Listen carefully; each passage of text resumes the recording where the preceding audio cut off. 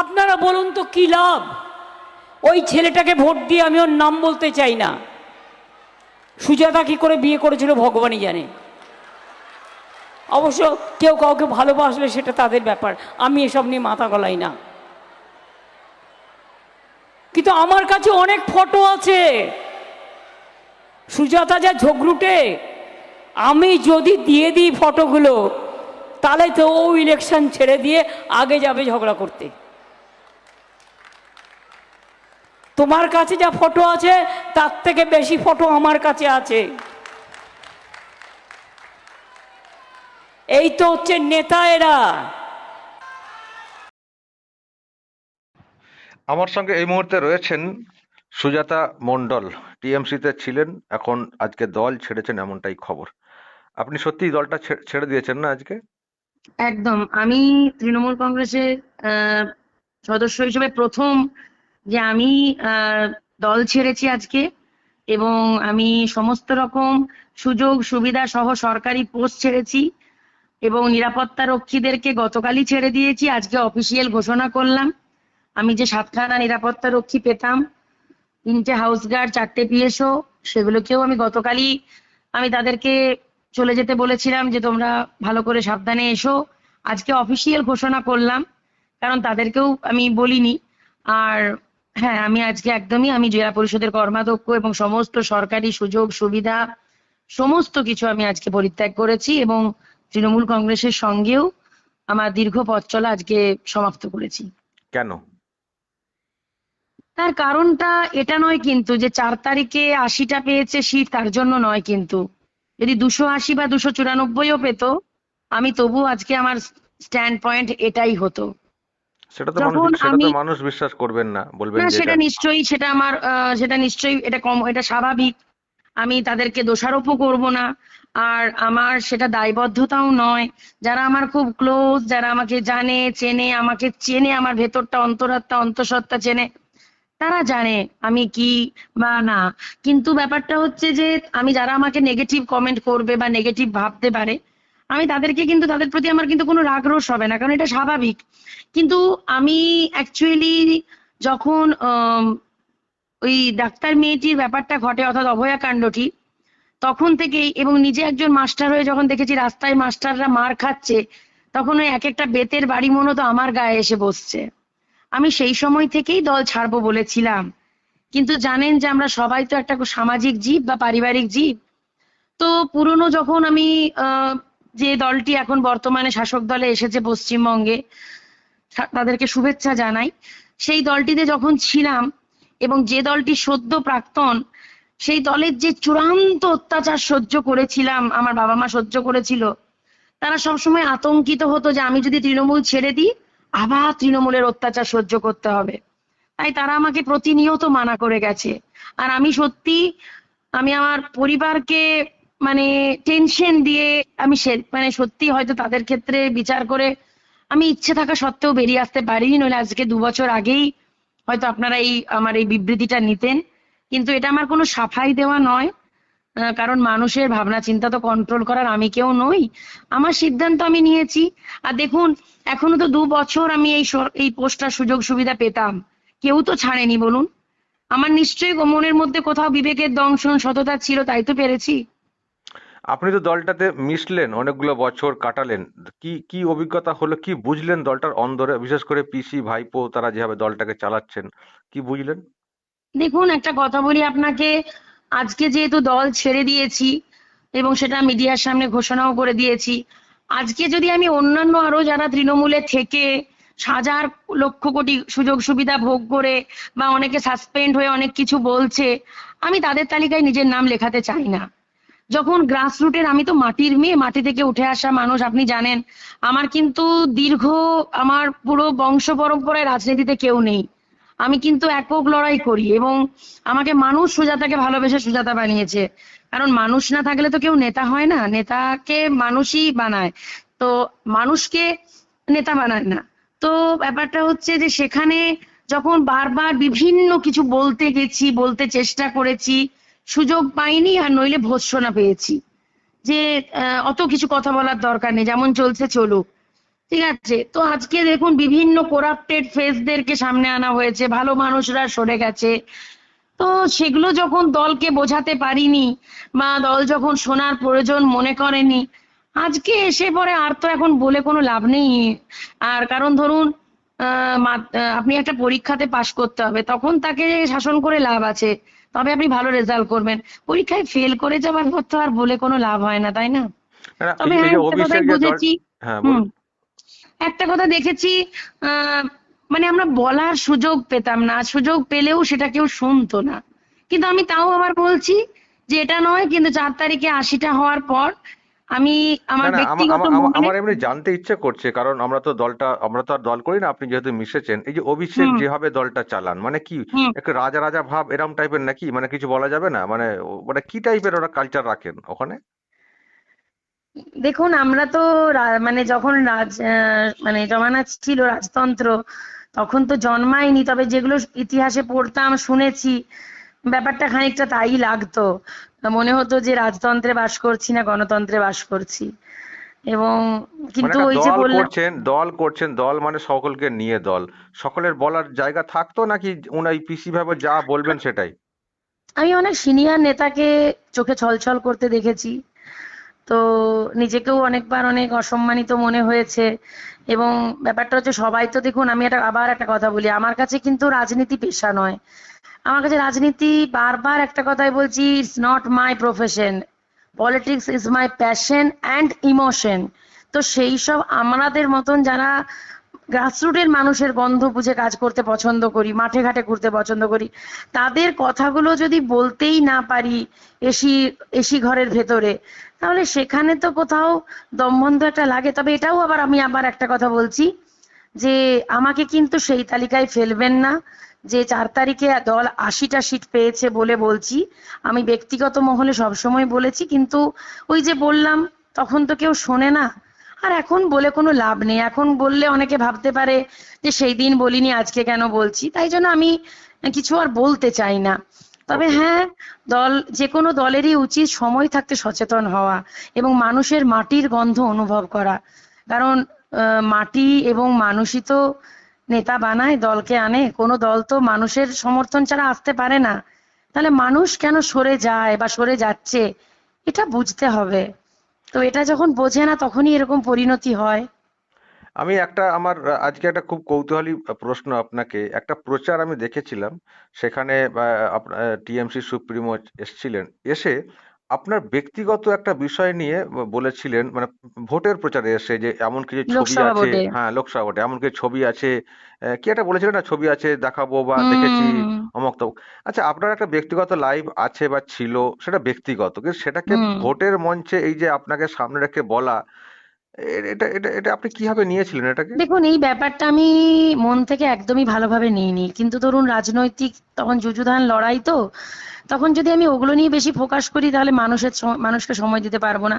কিন্তু ওটা আমার খুব নিকৃষ্ট রুচি মনে হয়েছিল, যে ব্যক্তিগত লড়াই, ব্যক্তিগত মানে যন্ত্রণা যাই হয়ে থাকুক, সেটা নিয়ে কোনো মানুষকেই না খোঁচানো ঠিক নয়। ঠিক আছে, এটা কিন্তু কোনো দলের কোনো উচিতই নয় কাউকে। কারণ ধরুন, লড়াইটা তো রাজনৈতিক ময়দানে হচ্ছে সেই মুহূর্তে। আমি আমার ব্যক্তিগত লড়াইয়ের কারণে দল ছেড়েছিলাম, ঘর ছেড়েছিলাম, সেটা কম বেশি আপনারা সবাই জানেন। কিন্তু সেটা তো আর একটা মানে লোকসভা বিধানসভার প্রচারের মঞ্চে ইউজ হতে পারে না। এবার উনি আমাকে তো বলে ওঠেননি, উনি এমনই স্পন্টেনিয়াস বলতে শুরু করে দিয়েছিলেন, আমি সত্যিই খুব মানে মানে অপদস্থ বোধ করছিলাম। কিন্তু ওই যে বললাম আপনাকে একটাই কথা, রাজতন্ত্র চোখে দেখিনি, কিন্তু রাজতন্ত্র ফিল করেছিলাম। তো ওই জন্য বলার সুযোগ পাইনি মানে বা উনি উনি বল যেভাবে কথাগুলো বলছিলেন, সব কথা কি সত্যি তার ভিত্তি ছিল, নাকি উনি আমি বাড়ি জানি না। বাড়িয়ে দেখুন, চাড়িয়ে? ওনার কাছে কার কোন ব্যক্তিগত মানে ছবি আছে, কার কোন ব্যক্তিগত ছবি নেই, এটা উনিই ভালো বলতে পারবেন। বা ওনাকেই দেখাতে বললে উনি হয়তো দেখাতে পারবেন কি পারবেন না। কিন্তু আমি এই ব্যাপারটাকে মন থেকে একদমই মানতে পারিনি। আমি চেয়েছিলাম যে আহ, নেত্রী, যে দল মানে যে দলেরই হোক, সেই দলের যখন হুম। সর্বোচ্চ নেতা নেত্রীরা প্রচারে আসে, তারা যেন রাজনৈতিক লড়াইটা লড়ে। সেখানে ব্যক্তিগত জায়গা তো বলার জায়গা থাকে না, বা উচিতও নয়। কিন্তু ওই যে বললাম না একটাই কথা, যে ওনারা সোনারও পাত্র নন, আর বোঝারও পাত্রী নন। মানে কোথাও যেন মনে হতো, আমি তো কোনোদিনও দলকে বলিনি যে আমাকে ওই লোকসভা সিটটা দিতে হবে কি এটা দিতে হবে, দল মনে করেছে দিয়েছে, আমি একজন কর্মী হিসাবে সৈনিক হিসাবে দাঁড়িয়েছি। সেখানে আমার মনে হতো যে আচ্ছা, এই এত একটা কঠিন সিট, 6টা বিধানসভা, আপনারা জানেন বিষ্ণুপুর লোকসভা প্রায় 6টা বিধানসভা তৃণমূল কংগ্রেসের হারা সিট ছিল, 1.5 লক্ষ মাইনাস সিট ছিল, এবং বিজেপির জন্য সব থেকে সেফ সিটের একটা সিট ছিল পশ্চিমবঙ্গে, এটা তো আপনারা নিশ্চয়ই জানেন। সেই সিটে লড়তে এসেছিলাম যখন দলের কথাতে, আমি কিন্তু ভাবিনি দল আমাকে মুরগি লড়াই করাতে চাইছে। আমি কিন্তু একজন লড়াকু নেত্রী হিসাবে এসেছিলাম, লড়াকু কর্মী হিসাবে এসেছিলাম, লড়াকু সৈনিক হিসাবে এসেছিলাম। কিন্তু লড়তে এসে মনে হতো যে এটা যেন কোথাও মনে হতো যে battle fields of two X, it's not right. Okay, তাহলে এখন কি হবে? আপনি এখন কি করবেন? দল ছেড়ে কি দল আর কোথাও করবেন, নাকি অন্য কিছু ভাবনা আছে? মানুষের মাঝে থাকলাম আজ থেকে, নইলে সাধারণ সুজাতা তো সাধারণই ছিল, আপনারা সবাই জানেন যারা পুরনো আমায় চেনেন। এবং সব থেকে বড় কথা, হয়তো আজকে রাজনৈতিক কোনো ব্যানার পেছনে নেই, সেটা তো আমি নিজে স্বেচ্ছায় ছেড়েছি, কিন্তু মানুষের জন্য, মানুষ যেন রাত বিরেতে ফোন করলেও সুজাতাকে যেমন পায় যেন পায়, সাধারণ মানুষের জন্য ছিলাম, আছি, থাকবো। গোটা পশ্চিমবঙ্গে ছুটে বেরিয়েছি, কোচবিহার টু কাকদ্বীপ। তো যদি আমাকে কোনো রাজনৈতিক সংগঠন বা কোনো সামাজিক সংগঠনের মনে হয় যে আমাকে দ্বারা কোনো মানুষের হিতার্থে কাজ হতে পারে, আমি নিশ্চয়ই আছি। মানে বিজেপি চাইলে বা বিজেপিতে আপনি যাবেন সুযোগ পেলে? আমি সেটা এখন বলতে পারবো না, তার কারণ আমি তো সেটা ভাবিনি।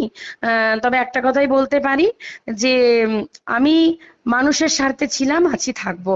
কারো যদি কোনোদিন মনে হয় তো সে কাজে লাগাতে পারে, কিন্তু আমি এখনো পর্যন্ত কিছু ভাবিনি। আর আপনারা তো আমার সাথে রয়েইছেন। ওকে, অসংখ্য ধন্যবাদ ফোন লাইনে থাকার জন্য। Thank you.